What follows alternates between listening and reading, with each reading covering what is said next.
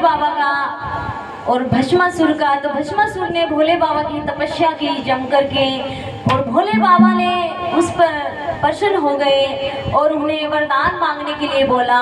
तो भस्मासुर ने बोला, भोले बाबा ऐसा वरदान दीजिए मुझे कि मैं जिसके सिर पर भी हाथ रखूं उसकी काया पूरी नष्ट हो जाए।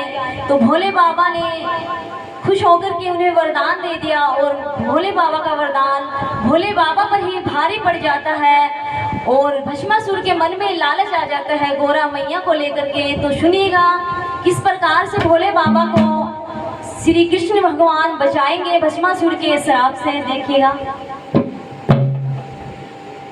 सुनिएगा।